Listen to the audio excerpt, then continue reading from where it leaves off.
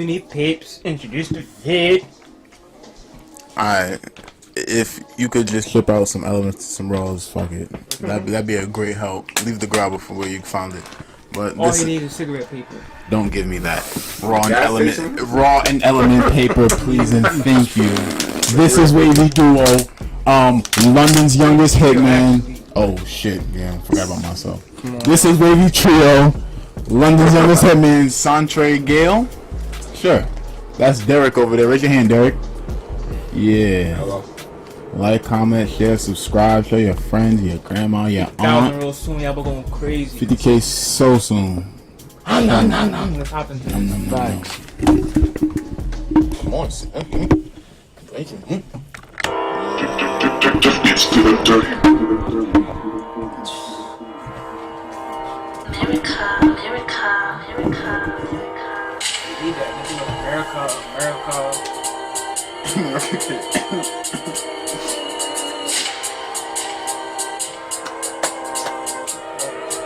What am I watching? What's up guys, it's Kid Nerd here, and today we're looking at the story of London's youngest hitman. The story of Santre Gayle, who hit national news after murdering a young mother right at her doorstep. Before we get into the video guys, please don't forget to subscribe and like, and also turn on post notifications. Santre Gayle grew up in the Kensal Green area in northwest London, or in the borough of Brent, where the KGB or Kensal Green Boys operated. And if you know anything about northwest London around the 2000s to early 2010s, it was a complete war zone. The KGB were notorious London Bloods, and they had beef with London local crip gangs, with the likes of Stonebridge and South Kilburn, which popular rappers K-Coke and C-Bizza from. Kensal Green harboured many Jamaican immigrants during the 1970s, many of these immigrants being victims to Yardie gangs, who operated mass drug operations across England. Yardie gangs caused such a massive disruption to the UK drug trade, with their violent and savage tactics to limit their opposition. So Santre Gayle, like many others in this area, was actually a descendant from Jamaican parents, and his family had a history of violence. Gayle's half-brother actually killed someone back in 2004 for quote-unquote disrespecting him at a party. This was only 2 weeks after his other half-brother robbed and killed a lawyer in cold blood. His dad abandoned his family for pretty much all of his life, and his mother was never home and pretty much lived her own life. So Gayle was pretty much left to fend for himself from young, not to mention he was also expelled from school. Growing up in poverty and having no adult guidance, Gayle was a perfect target for local gangs, and was introduced to the KGB gang from young. So if you're not from London, or this is kind of universal actually, so if you're from any type of estate or projects they call it in America, just imagine being born with next to nothing, with no real goals in life, and constantly seeing what they would call olders in the area, with flashy cars and nice jewellery. It makes sense why a lot of young people like Gayle are groomed into joining these gangs, and unfortunately that is what Gayle done. One of these elders was a man called Isaac Billy, which is someone Gayle looked up to. Isaac was highly respected in his area and very feared, and younger and less senior members like Gayle would do anything to gain the respect from him. Alongside the drug trade, the KGB gang also executed contract killings around the country, which younger people in the gang would normally be pressured to do to prove their worth. One of these contracts was to take out a young mother in the East London borough of Hackney. The young mother was in her mother's flat when she got a knock on the door. Waiting for her was a hooded man with a sawed-off shotgun. She opened the door and was instantly shot in the chest. The woman's name was Galison Sabasi, and she had just returned from holiday in Turkey for her son's 9th birthday.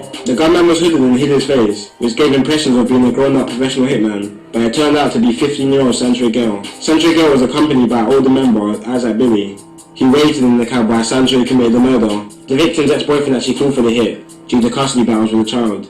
But for ages and ages and ages, the case was cold, there was no leads, people were confused, it was all over the news, and no one had any idea who committed this. Like something that we see so often now, Santre could not keep his mouth shut, and began bragging about the hit to all of his friends and fellow gang members, which is what I like to call self-snitching. Which is what we see in a lot of these drill videos where people go into the videos and say, I killed this person, or I shot this person, I stabbed this person.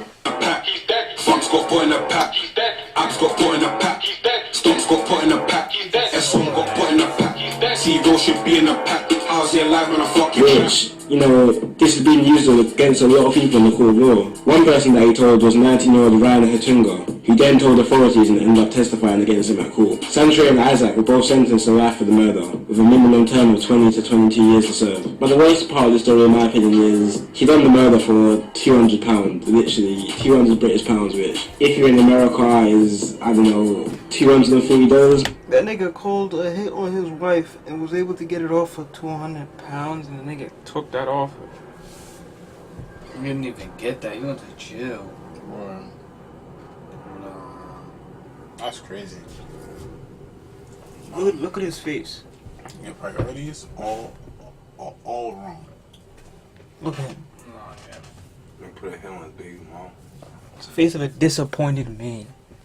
Maybe, and if you think that's ridiculous, after the murder he bought a gold Dolce & Gabbana beanie with the £200, which I think it cost like exactly the £200, just over the £200. So he literally murdered this young mother that he had never met before, was innocent, for a gold Dolce & Gabbana beanie. Which, yeah, it's just so sad to see how low people value life in these estates in London. And not even to mention that the hat was Dolce & Gabbana. You could have bought maybe a Moncler hat for that, something a bit better than the Dolce & Gabbana hat, but let's not even talk about the fashion. It's quite sad because we can see from Santre's upbringing that he didn't really have much guidance in life, he didn't have any role models to look up to. His dad left, his mum was pretty much abandoned him, both of his brothers murdered someone also.